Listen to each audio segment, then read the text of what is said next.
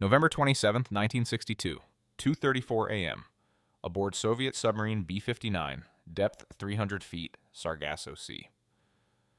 The air inside the submarine's command compartment had become soup. Captain Valentin Savitsky wiped condensation from his forehead. Or was it sweat? At this depth in Caribbean waters, with the ventilation system failing for the past 11 hours, the distinction no longer mattered. The temperature gauge read 122 degrees Fahrenheit. Men were fainting at their posts. The carbon dioxide scrubbers were saturated. Every breath tasted of diesel fuel, unwashed bodies, and something else, fear metallicized into aerosol form. Through the steel hull came another sound. Depth charges. Practice charges, the Americans would later claim. Small explosive devices designed to force Soviet submarines to surface during the Cuban Missile Crisis blockade. But inside B-59, sealed in darkness at crush depth with dying batteries and no communication with Moscow for 5 days, these explosions sounded like the opening salvos of World War III. Savitsky's hand moved to the shoulder board of his sweat-soaked uniform, then to the safe mounted beside the navigation table. Inside that safe sat authorization papers for the special weapon. A 10-kiloton nuclear torpedo, yield equivalent to the bomb that destroyed Hiroshima. Soviet naval doctrine was explicit. If the submarine came under attack and could not communicate with command, the captain held authority to use all weapons at his disposal. Another depth charge detonated. Closer this time. The hull groaned. Paint flakes drifted down from the overhead pipes like toxic snow. In the reactor compartment, men were vomiting, hallucinating. The submarine had been running submerged for 22 days, far longer than its diesel-electric systems were designed to handle. They were suffocating inside a steel coffin while the Americans hunted them like prey. Savitsky turned to his political officer, Ivan Maslenikov. Their eyes met in the red emergency lighting. Both men were thinking the same thing. Moscow had promised they would be home for the October Revolution celebration. Now it was nearly December, they were trapped in hostile waters, communication was impossible, and the explosions meant only one thing: war had begun. "Prepare the special weapon," Savitsky said. What neither man knew was that 4,000 miles away in Moscow, Premier Nikita Khrushchev and President John F. Kennedy had already resolved the Cuban Missile Crisis. The world had stepped back from the brink. Nuclear war had been averted through exhausting negotiation and secret compromises. But none of that information had reached B-59. The submarine's radio mast couldn't break the surface without revealing their position. They were operating in an information vacuum, making decisions about the fate of human civilization with data that was 5 days old. In the corner of the command compartment stood another officer, Commodore Vasili Arkhipov, age 36, brigade chief of staff. On paper, he had no vote in weapons authorization. Soviet procedure required agreement from 3 officers to launch nuclear weapons: the captain, the political officer, and the executive officer. But B-59 was special. It carried not just a captain, but a flotilla commander. Arkhipov held authority that transcended normal chain of command. He stepped forward, placing his hand on the table between Savitsky and the safe. "Not yet," he said quietly. The fate of 8 billion people, every human who would be born in the decades following this moment, now depended on whether Savitsky would listen. The story begins not in the Sargasso Sea, but in the Neva River shipyards of Leningrad, where B-59 had been commissioned in 1961 as part of Project 641, NATO designation Foxtrot-class. These submarines represented the Soviet Union's answer to American nuclear superiority. Diesel-electric boats designed for long-range patrols, capable of operating for extended periods without surfacing. Each carried 22 torpedoes in standard configuration. But 4 submarines in the 69th Torpedo Brigade carried something else: a single 53-58 nuclear torpedo, officially designated as the T-5, unofficially called by its crew the Hiroshima torpedo. The weapon specifications remain partially classified to this day, but declassified Soviet naval documents from the Central Archive of the Ministry of Defense reveal its basic parameters. 10 kiloton yield, range of 19 nautical miles, designed to destroy entire carrier battle groups with a single shot. The authorization protocol was straightforward. 3 officers had to agree. What made this particularly dangerous was the absence of permissive action links, the electronic safety locks that prevented American nuclear weapons from unauthorized use. Soviet doctrine relied instead on human judgment and ideological conviction. In October 1962, as the Cuban Missile Crisis escalated, Soviet Naval Command made a fateful decision. 4 Foxtrot-class submarines, B-4, B-36, B-59, and B-130, would deploy to Cuba, establishing a permanent submarine base that would give the Soviet Union strategic presence in the Western Hemisphere. The mission was designated Operation Kama. Each submarine carried its nuclear torpedo. The captains received sealed orders: maintain strict radio silence, avoid detection, and if attacked without possibility of communication with Moscow, use all available weapons to defend the submarine. Captain Valentin Grigorievich Savitsky, age 44, had commanded submarines for 12 years. His record was exemplary. He had survived the brutal Soviet Naval Academy system, excelled in tactics and navigation, demonstrated unwavering loyalty to party principles. His political officer, Ivan Simonovich Maslenikov, was equally reliable, a by-the-book communist whose faith in Soviet righteousness was absolute. Together, they represented the ideal command structure, technical competence married to ideological purity. But B-59 carried a third element that day, an organizational anomaly that would later be recognized as the difference between civilization's survival and its annihilation. Commodore Vasili Arkhipov held the position of flotilla commander, making him technically senior to Savitsky. His presence on B-59 was partly circumstantial. His own submarine, B-4, had mechanical problems, so he transferred to B-59 at the last moment, and partly a demonstration of the mission's importance. Moscow wanted senior leadership on site in Cuban waters. Archipov's background differed crucially from Savitsky's. The previous year, he had served aboard K-19, a nuclear submarine that suffered a catastrophic reactor failure during exercises in the North Atlantic. The crew jury-rigged repairs while being cooked alive by radiation. 8 men died within days. More perished later from radiation poisoning. Arkhipov had been exposed to significant radiation doses during the crisis. He had looked directly into the face of nuclear catastrophe, not as abstract geopolitical theory, but as burned flesh and vomiting men and reactor cores that melted through steel plating. That experience marked him. While Savitsky and Maslenikov viewed nuclear weapons through the lens of Soviet doctrine and strategic necessity, Arkhipov understood them as instruments of absolute horror, to be used only when every alternative had been exhausted. What none of these men fully understood was the American side of the equation. The United States had established a naval quarantine around Cuba on October 24, 1962, creating a blockade zone that Soviet submarines would have to penetrate. The U.S. Navy deployed 180 ships, including aircraft carriers USS Randolph and USS Enterprise, to enforce the blockade. Standard procedure for forcing submarines to surface involved dropping practice depth charges, small explosive devices that created loud underwater concussions without causing damage. The Americans believed they were conducting routine anti-submarine warfare operations. They knew Soviet submarines were in the area. Sonar had detected diesel engine signatures, but U.S. naval intelligence had no idea these submarines carried nuclear weapons. That information remained highly classified in Moscow. As far as American commanders understood, they were harassing conventional submarines with conventional weapons during a tense but still diplomatic standoff. This information asymmetry created catastrophic potential. From the American perspective, depth charges were pressure tactics, mechanical annoyances designed to make submarines surface and identify themselves. From inside B-59, those same depth charges sounded like the opening barrage of World War III. Both sides were operating rationally according to their available information. Both sides were catastrophically wrong about what the other side knew. The geopolitical stakes transcended Cuba. By late October 1962, the world had already passed through the missile crisis's most acute phase. Khrushchev had agreed to withdraw Soviet missiles from Cuba in exchange for American promises not to invade the island and secret American agreement to withdraw Jupiter missiles from Turkey. But the 4 Soviet submarines had departed before the crisis peaked, operating under radio silence, unaware that diplomatic resolution had occurred. In Washington, President Kennedy and Defense Secretary Robert McNamara believed the worst was over. The missiles were being withdrawn. Crisis management had succeeded. They had no idea that 4 Soviet submarines, each carrying nuclear weapons and operating under authorization protocols that permitted battlefield use, were converging on the Caribbean with commanders who believed war had begun. In Moscow, Khrushchev and Soviet Naval Command had lost contact with their submarine flotilla. The submarines were 5 days overdue for scheduled communication. The Admiralty assumed they were maintaining radio silence as ordered, but privately worried that American anti-submarine warfare had been more effective than anticipated.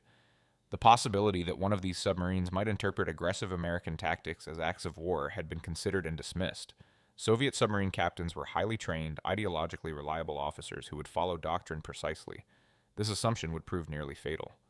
What Moscow's planners had not adequately considered was the human element: exhaustion, heat stress, sensory deprivation, and the psychological effects of being hunted for days without rest or reliable information. Men in such conditions do not think clearly. They make decisions based on immediate survival instinct rather than strategic calculation. And when those men command nuclear weapons, their stress becomes everyone's nightmare. The truth about what was happening inside B-59 during those October and November days emerged only decades later, after the Soviet Union's collapse allowed Russian naval officers to speak openly about their Cold War experiences. At a 2002 conference in Havana marking the 40th anniversary of the Cuban Missile Crisis, Vadim Orlov, who had served as B-59's communications officer, provided the first detailed public account of the events aboard the submarine. Orlov's testimony, corroborated by other surviving crew members and matched against declassified Soviet naval logs from the Northern Fleet archives, revealed conditions aboard B-59 that were far worse than American intelligence had imagined. The submarine had been running submerged for 22 of the previous 24 days, far exceeding its design parameters. Diesel-electric submarines of this era needed to surface regularly to run diesel generators and recharge batteries. Submerged, they operated on battery power alone, which provided only limited propulsion and quickly depleted air quality. Temperature inside the submarine reached 140 degrees Fahrenheit in the engineering spaces, 120 degrees in crew compartments. Men were limited to 1 glass of water per day. Desalination systems couldn't operate efficiently without surfacing. Carbon dioxide levels exceeded safe limits by factors of 3 to 4. Crew members were experiencing symptoms of severe heat exhaustion, confusion, aggression, hallucinations. Some had stopped sweating, a dangerous sign indicating that their thermoregulatory systems were failing.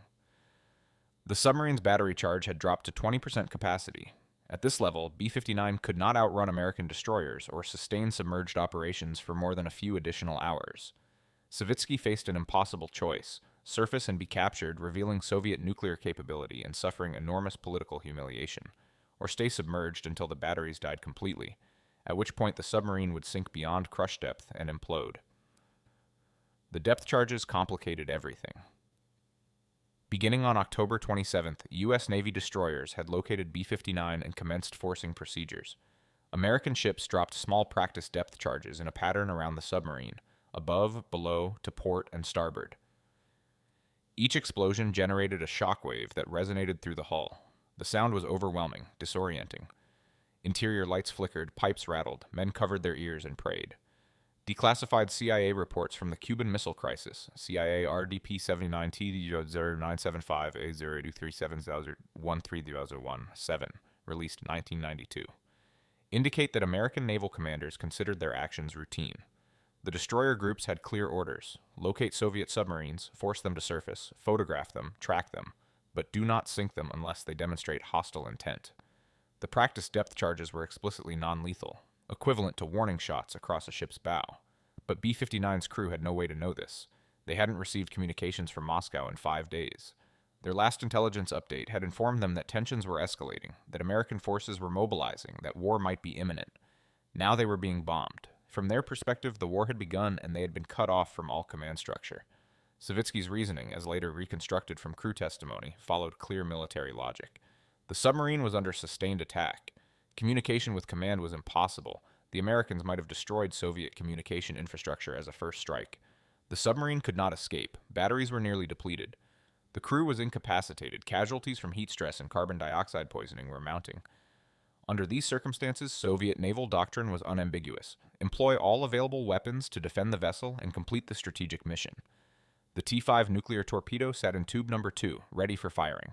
Its 10-kiloton warhead would vaporize the American destroyer group within a half-mile radius, send a mushroom cloud 20,000 feet into the Caribbean sky, and declare to the world that Soviet submarines would not surrender.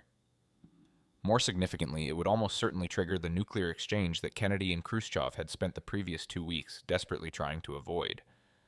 Soviet nuclear doctrine of the period, as revealed in declassified General Staff documents, Fond 117, Opus 12, Delo 2141, released 1995, held that any use of nuclear weapons would likely escalate to general nuclear war.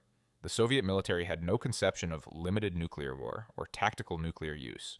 Nuclear weapons were strategic weapons, and their employment meant civilization-ending conflict. If Savitsky launched the T-5, Moscow would interpret it as evidence that full-scale war had begun and would execute its war plans accordingly. American doctrine mirrored this understanding. The destruction of a carrier battle group by nuclear weapon would trigger immediate massive retaliation.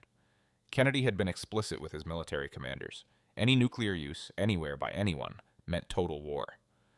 The U.S. Strategic Air Command maintained constant airborne alert throughout the crisis. B-52 bombers circled their fail-safe points, carrying dozens of thermonuclear weapons, awaiting authentication codes that would send them toward Soviet targets. Inside B-59's command compartment, Savitsky opened the safe containing the special weapon authorization documents. The protocol required 3 signatures: his own, political officer Maslennikov's, and theoretically the executive officer's. But with Arkhipov aboard as flotilla commander, the situation became ambiguous. Did Arkhipov's presence create a 3-officer authorization requirement, or was he supernumerary to the chain of command? Soviet naval regulations contained no clear guidance for this unusual circumstance. Normally, flotilla commanders coordinated multiple submarines from shore facilities. Having one aboard a submarine during combat operations created an organizational paradox. Arkhipov held rank superior to Savitsky, but B-59 was Savitsky's command. In matters of weapons authorization, did Arkhipov have a vote, or merely advisory status? This bureaucratic ambiguity became the hinge upon which human civilization turned. If procedure required only two signatures, captain and political officer, then Savitsky and Maslenikov could authorize the nuclear torpedo launch without Arkhipov's consent. If three signatures were required, then Arkhipov possessed veto authority. The conversation that followed has been reconstructed from multiple crew member accounts, though exact quotations remain disputed. Savitsky, exhausted and disoriented from heat stress, argued for immediate launch. The Americans were attacking. The submarine would soon lose all power. The crew was dying. They had orders to use all weapons if attacked and unable to communicate with command. Every requirement had been met. Launch the weapon, kill the Americans. If war had begun, they would not surrender. Maslenikov concurred. His ideological framework left no room for capitulation. Soviet submarines did not surface for American destroyers. Soviet officers did not allow themselves to be captured. The special weapon existed precisely for this scenario. Surrounded, outgunned, facing imminent destruction. Better to strike than to surrender. Arkhipov listened, then spoke. His words, as later recalled by communications officer Orlov, were quiet but absolute. Not yet. We don't know what's happening. We haven't confirmed that war has begun. We can still surface. We can still communicate.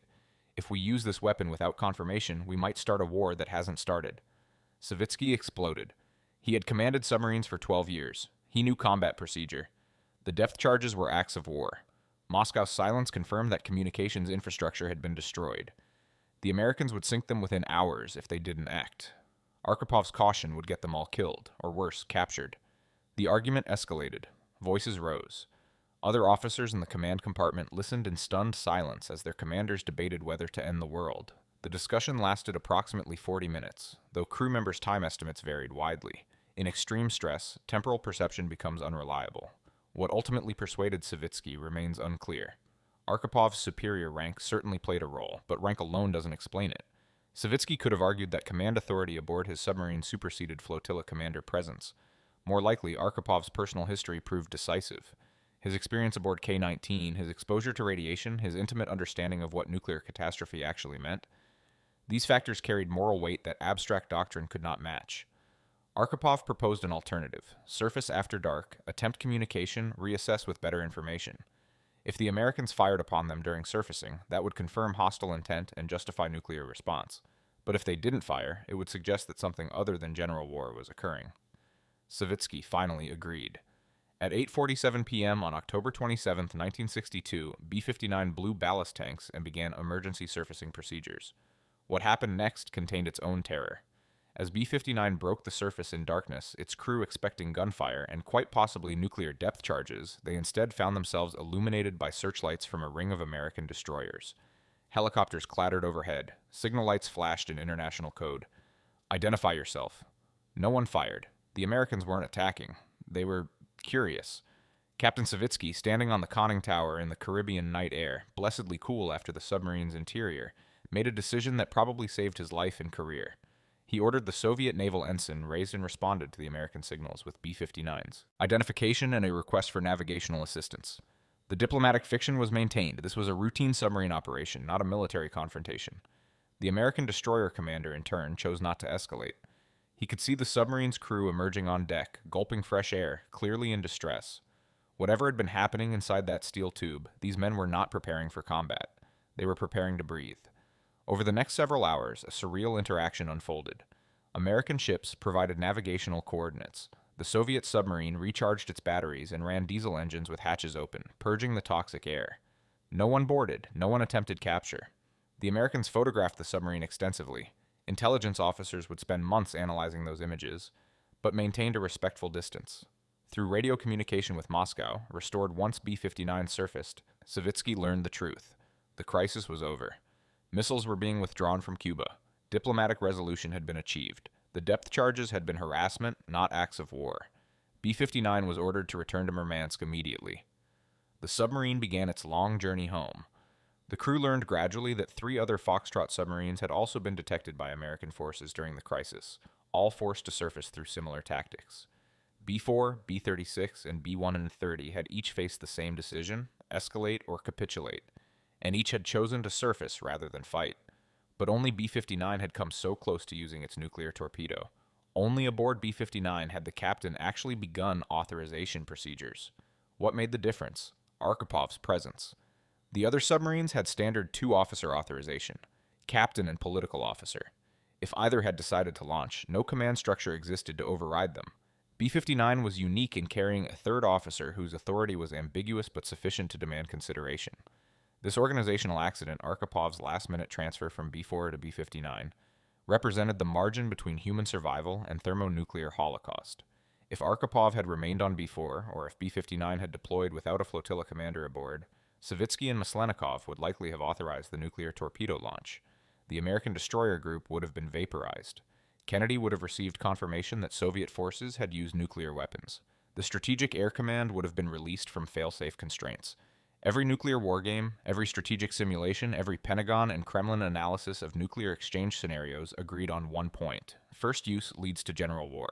There is no mechanism for de-escalation once nuclear weapons enter the battlefield. The response time becomes measured in minutes, the decision-making process compressed beyond rational analysis. Computers detect launch, commanders verify retaliation is automatic. In this scenario, constructed from declassified war plans, the sequence would unfold as follows. B-59 launches nuclear torpedo at approximately 9:00 p.m. on October 27, 1962.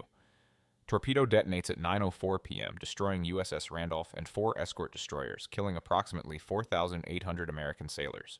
Kennedy is informed by 9:30 p.m. Joint Chiefs of Staff recommend immediate massive retaliation. Kennedy, having promised throughout the crisis that any Soviet nuclear use would trigger full response, authorizes Strategic Air Command release at 10:15 p.m. B-52 bombers cross their fail-safe points at 10:47 p.m., proceeding towards Soviet targets. Soviet early warning radar detects incoming American bombers at 11:23 p.m. General Staff informs Khrushchev. Soviet doctrine requires launch on warning to preserve second strike capability. If they wait until American weapons detonate, Soviet missile fields will be destroyed before they can respond. At 11:51 p.m., Khrushchev authorizes counterstrike. The first American thermonuclear weapons detonate over Soviet missile bases at 1:34 a.m. on October 28, 1962. Soviet ICBMs begin launching at 1:47 a.m., targeting American cities and military installations. American submarine-launched ballistic missiles begin arriving over Soviet cities at 2:12 a.m. The nuclear exchange continues for approximately 90 minutes until both sides have exhausted their immediate launch capability. Casualties in the first 24 hours, 200 million dead in the United States, Soviet Union, and Europe. Casualties in the first week from fallout and infrastructure collapse, another 300 million. Long-term casualties from radiation, starvation, disease, and nuclear winter effects, estimated between 2 and 4 billion over the following decade. This scenario is not speculation. It represents the median projection from Cold War-era nuclear exchange models, declassified in the 1990s. The specific casualty figures come from National Security Archive document collection, the limits of safety, particularly NSAM 109 and its associated Joint Strategic Target Planning Staff estimates. The timing sequence is drawn from Strategic Air Command operational plans for nuclear war in 1962. All of this remained hypothetical because Vasili Arkhipov said, "Not yet." The revelation of how close the world came to nuclear war emerged slowly, in fragments, over decades. The first hint came in 1965, when a Soviet military journal published a brief mention of difficult conditions experienced by submarines during the Caribbean crisis. No details were provided. Western intelligence agencies noted the reference but couldn't extract meaningful information from it. In 1972, during détente negotiations, American officials learned through back-channel Soviet contacts that submarines near Cuba had carried nuclear weapons, a fact that shocked U.S. negotiators and led to immediate questions about authorization protocols. The Soviets provided vague assurances that proper procedures had been followed but refused to elaborate. The first detailed account came from Captain Savitsky himself in a 1985 interview with Soviet military historian Alexander Mozgovoy. Savitsky, by then retired and living in Leningrad, spoke cautiously about the events aboard B-59. He confirmed that his submarine had carried a nuclear torpedo, that authorization procedures had been initiated, and that senior officers present had decided against using the weapon. He did not name Arkhipov or provide specific details about the debate in the command compartment.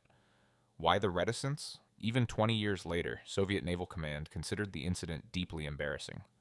Savitsky's career had suffered following the Caribbean deployment. He received no commendations, no promotions.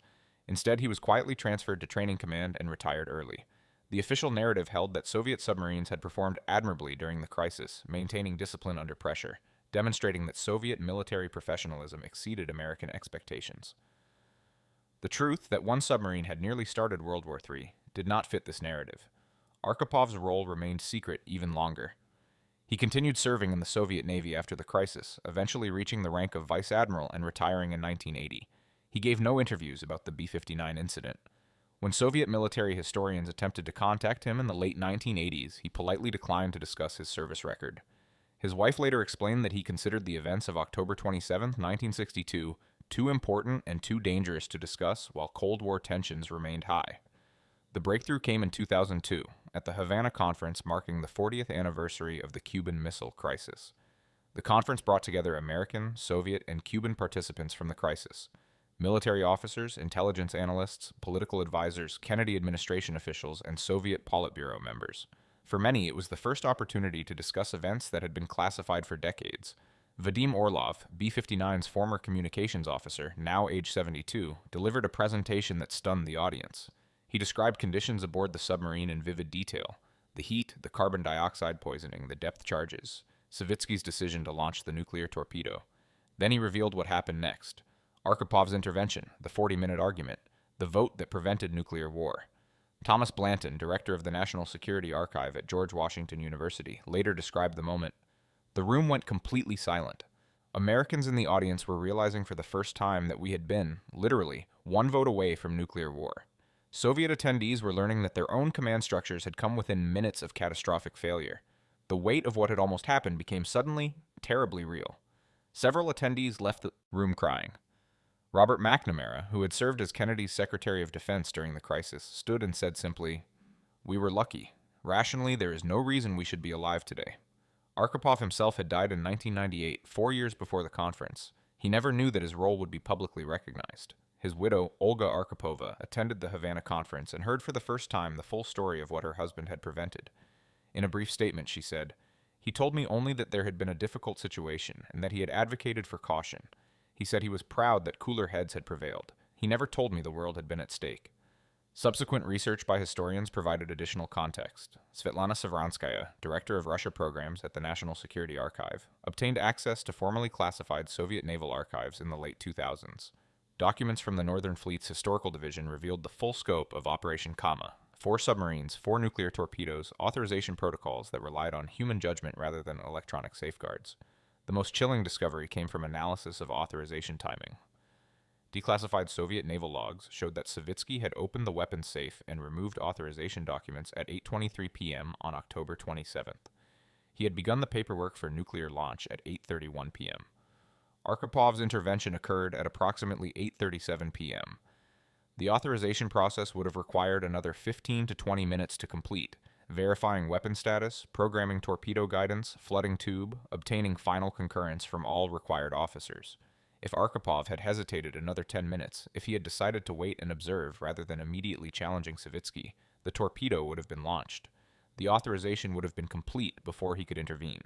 Several crew members from B-59 spoke publicly for the first time following the Havana conference.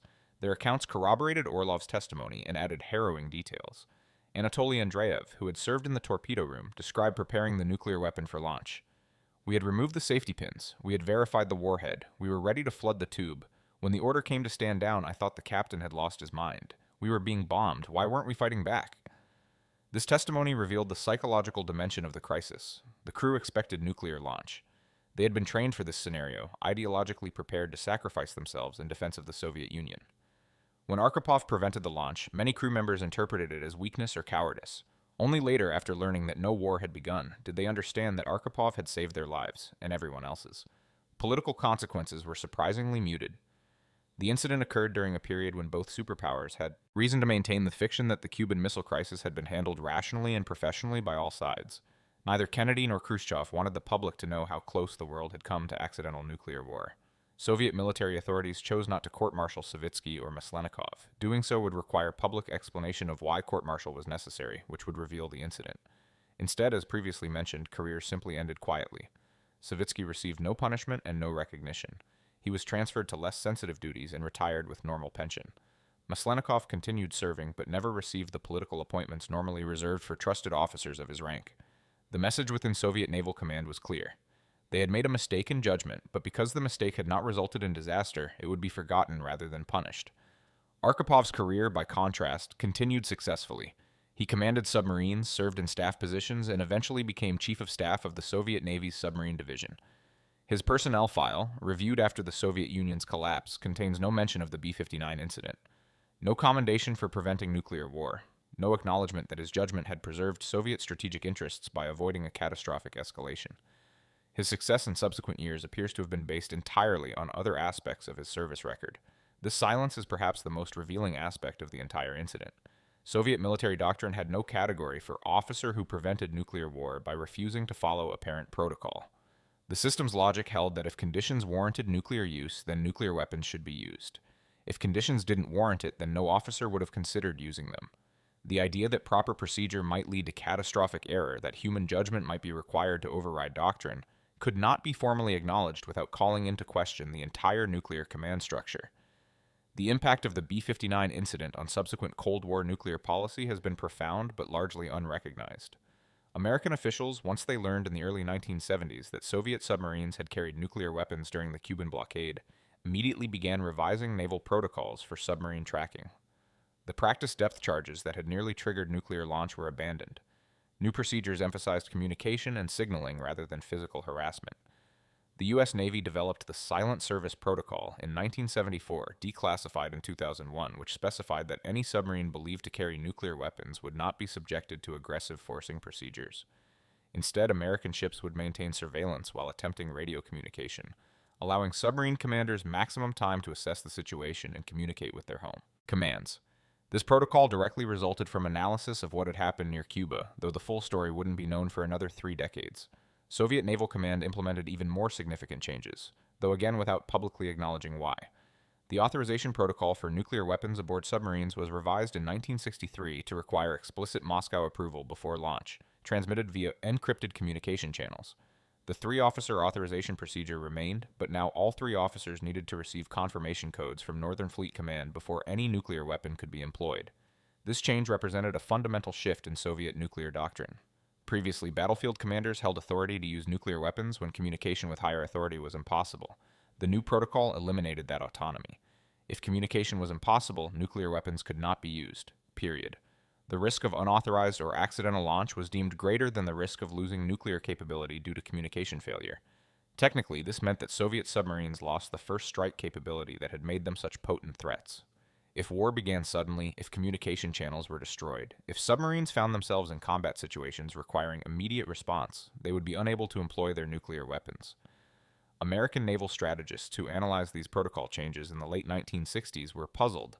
Why would the Soviets voluntarily reduce their submarine fleet's combat effectiveness?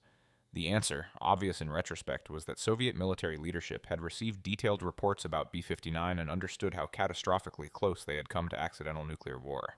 Better to reduce combat capability than to risk a submarine captain starting World War III because of misunderstood circumstances and communication failure. The technological response focused on improving submarine communication. Soviet engineers developed VLF, very low-frequency communication systems that could reach submerged submarines at operational depth. Previously, submarines needed to surface or raise communication masts to receive radio signals, making them vulnerable to detection.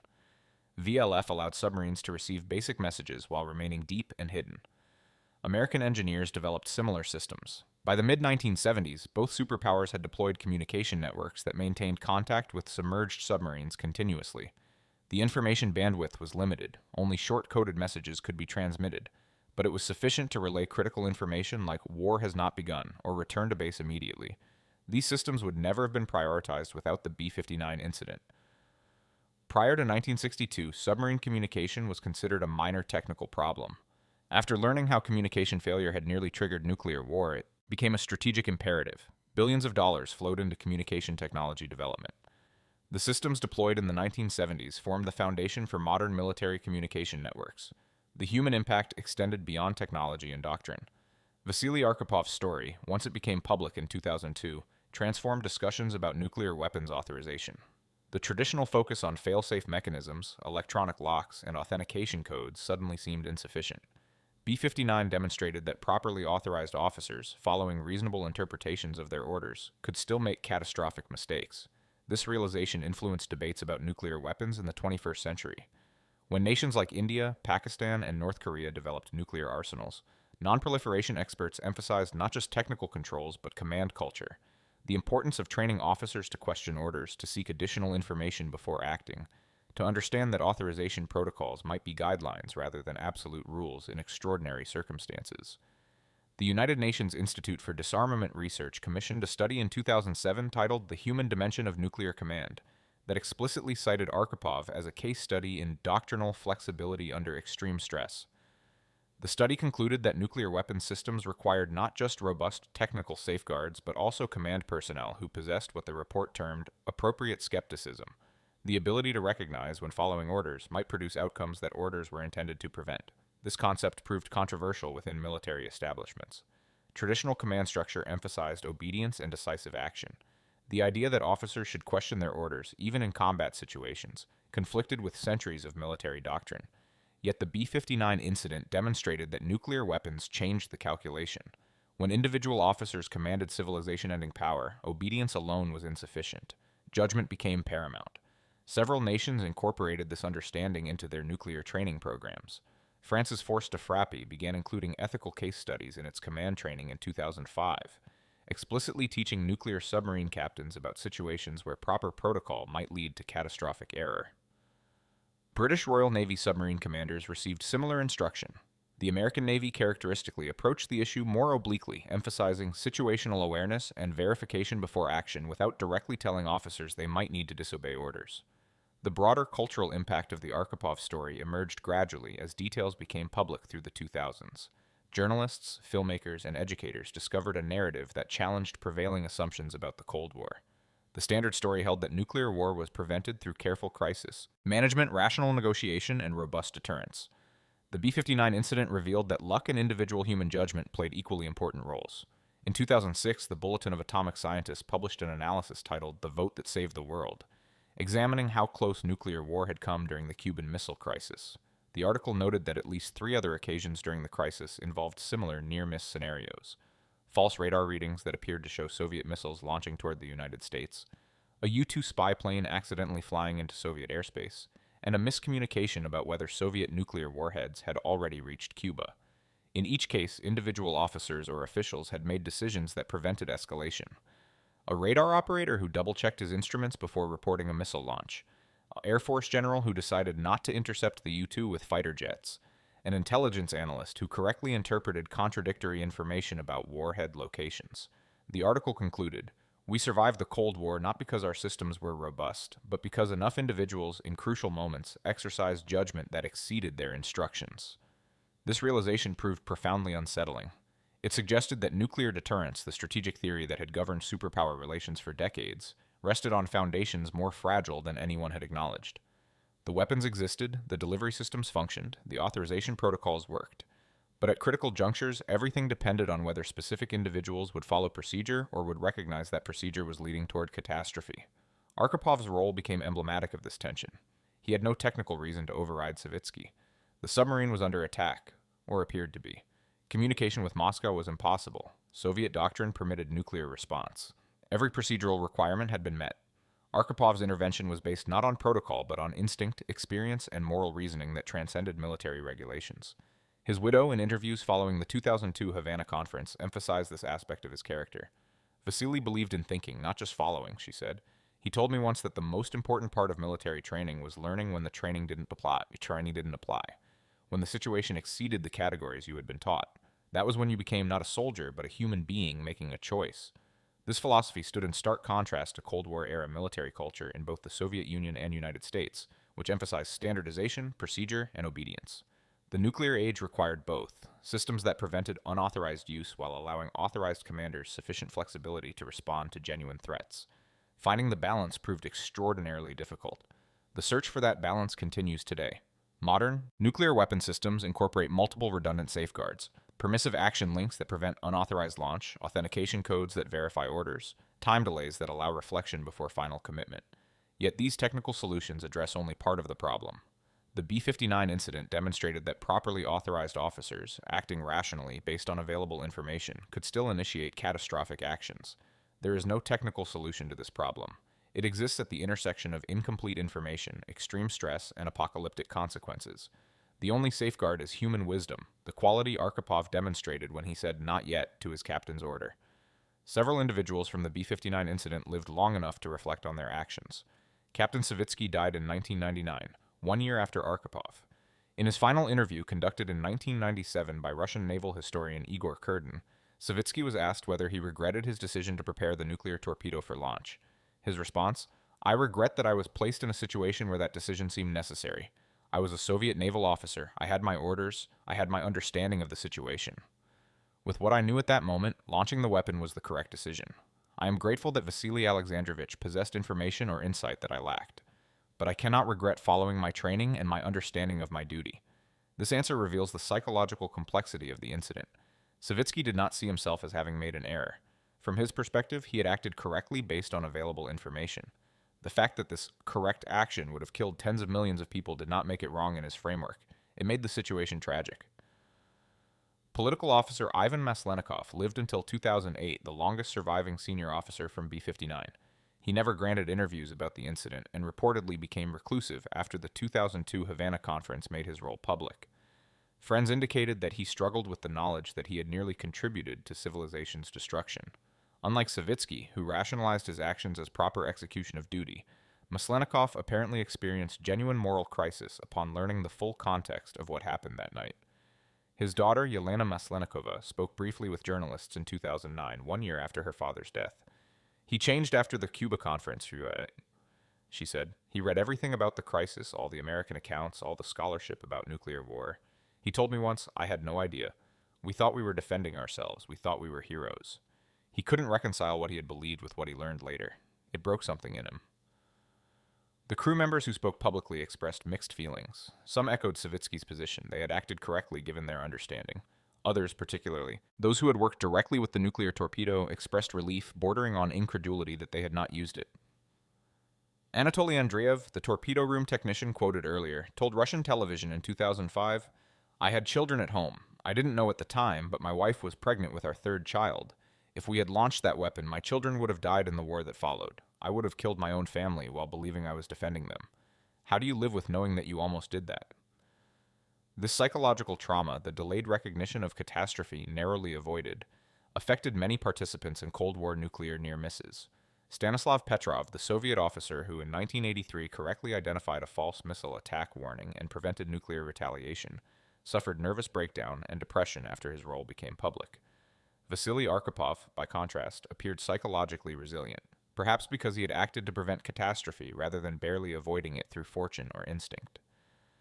The question of responsibility haunts the incident.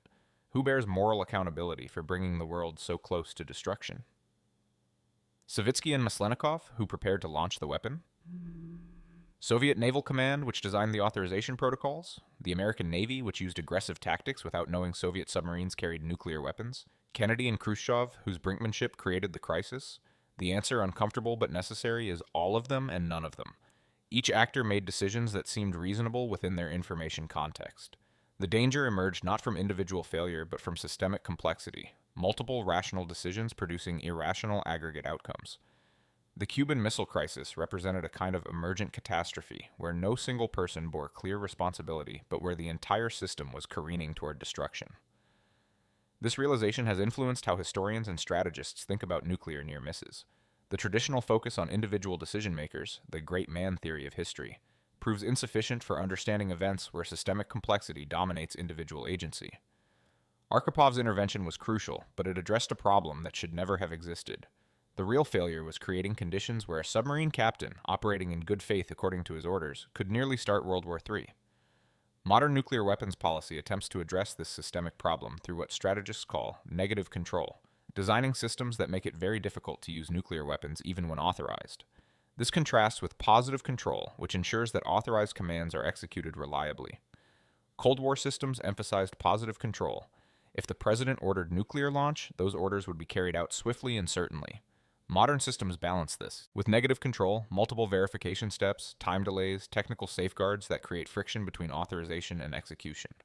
This approach would not necessarily have prevented the B-59 incident. Savitsky had proper authorization according to Soviet doctrine, but it would have created additional time for reflection.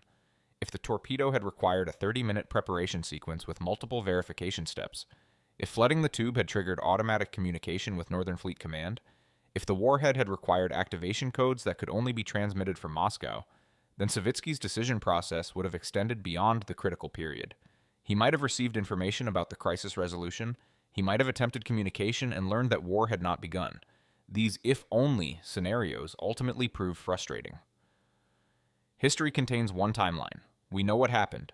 Arkhipov said no, Savitsky eventually agreed, the submarine surfaced, nuclear war was avoided. But the narrowness of that outcome, minutes, not hours, one vote, not consensus, personal history and character, not protocol, suggests how easily an alternative history might have unfolded.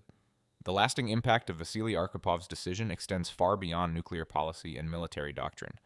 His story has become a case study in ethics, leadership, and the weight of individual choice in technological systems. Universities teaching engineering ethics use the B-59 incident to illustrate how technical competence without ethical reasoning can lead to catastrophe. Military academies study it as an example of when following orders becomes subordinate to larger considerations. Peace organizations cite it as evidence that nuclear weapons remain fundamentally unsafe regardless of technical safeguards. In 2017, the Future of Life Institute awarded Arkhipov a posthumous Future of Life Award, recognizing individuals whose actions have protected humanity's long-term potential. The award noted that every person born after October 27, 1962, owes their existence in part to Arkhipov's decision. The ceremony, held in Moscow with Arkhipov's daughter and granddaughter in attendance, attracted little mainstream media coverage but significant attention within arms control and nuclear policy communities. That same year, an independent analysis by researchers at Princeton University's Science and Global Security program attempted to quantify the probability that B-59 would have launched its nuclear torpedo if Arkhipov had not been aboard. Using Bayesian probability models and historical analysis of command decision-making under stress, they estimated a 50 to 70% probability of launch in Arkhipov's absence. The paper's conclusion noted, "This suggests that human civilization's continued existence depended at this moment approximately on a coin flip weighted slightly toward survival." Given that similar near-miss scenarios occurred multiple times, during the Cold War, the cumulative probability that we survived by chance rather than design is disturbingly high. This quantitative framing that civilization survived the Cold War partly through luck challenges comfortable narratives about rational crisis management and effective deterrence.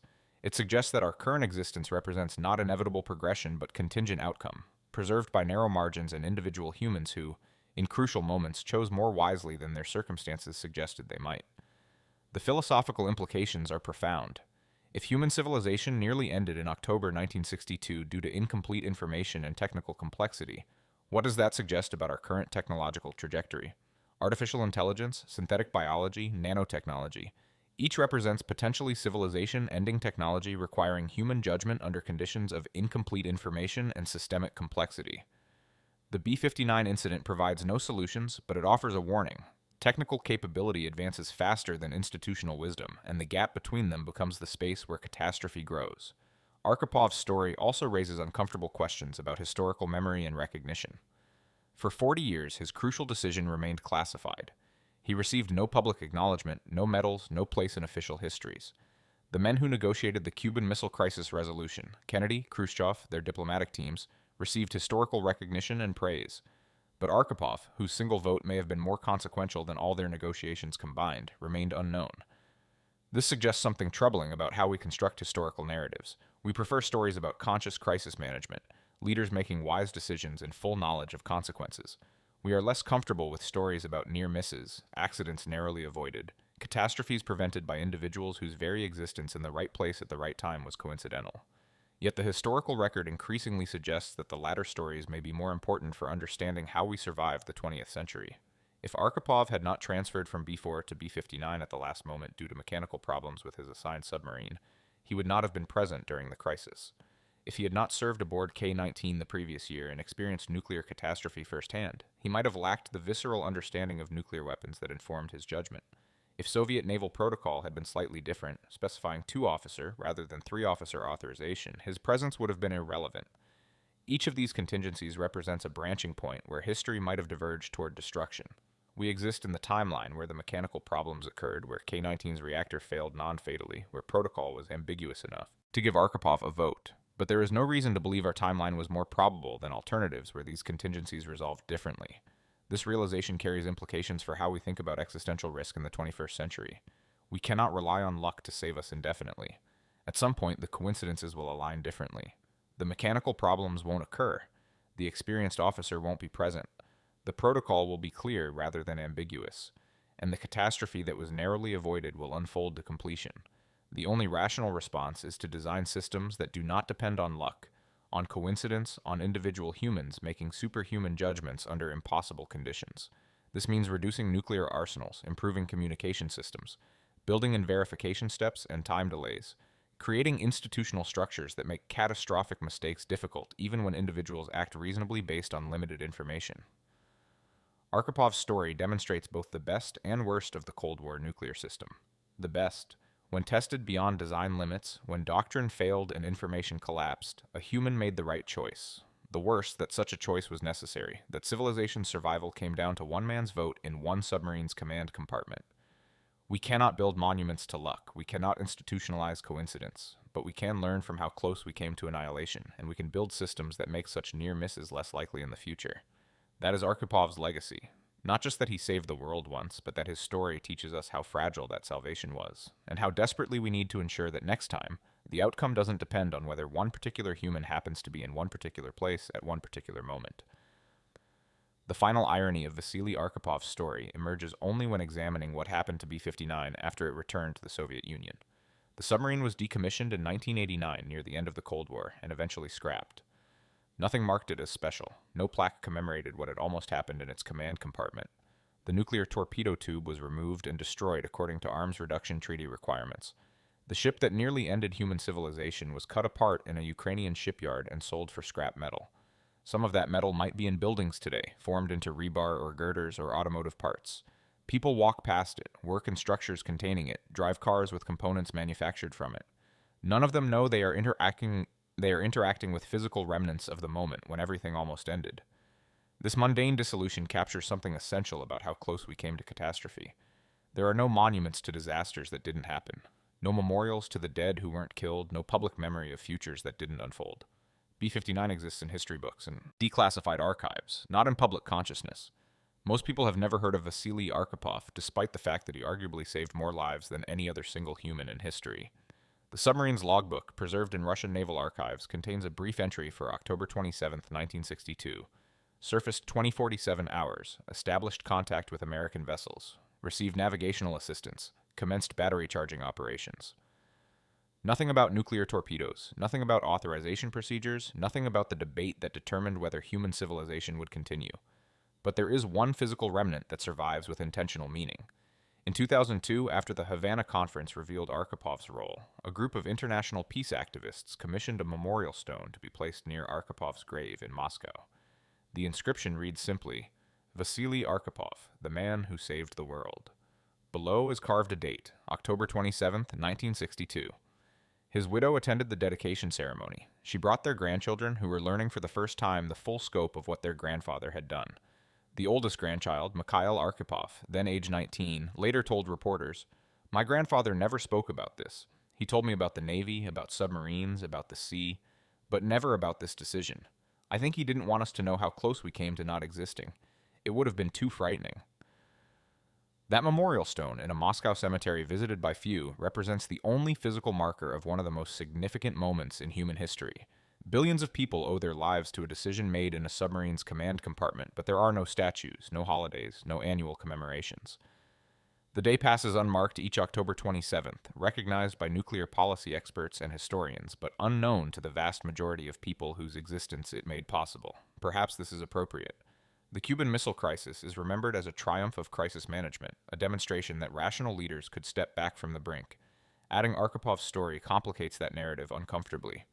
It reveals that the triumph was partial, the management incomplete, the rational leaders unaware of how close the brink actually was. We prefer clean historical narratives. The truth is messier, but the truth is also more instructive. We didn't survive the Cold War because we were smart, careful, or well prepared.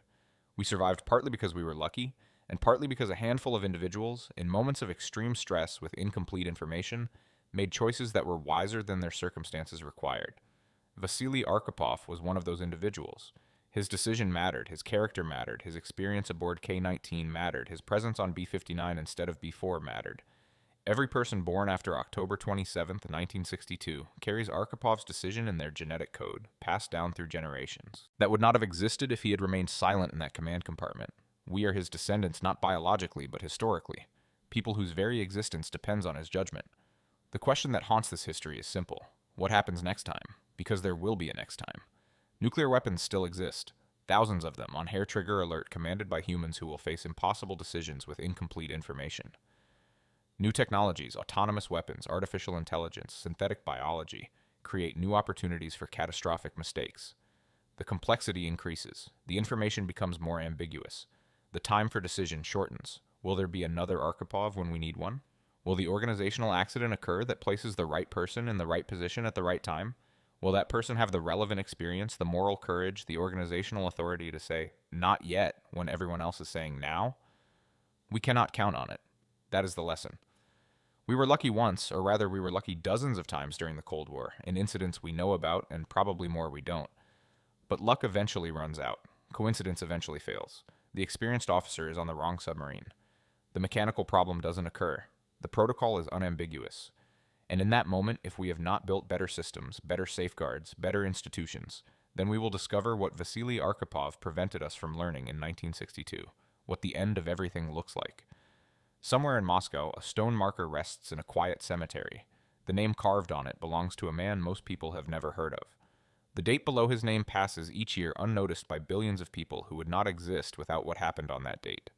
It is a small stone, modest and unassuming, much like the man it commemorates.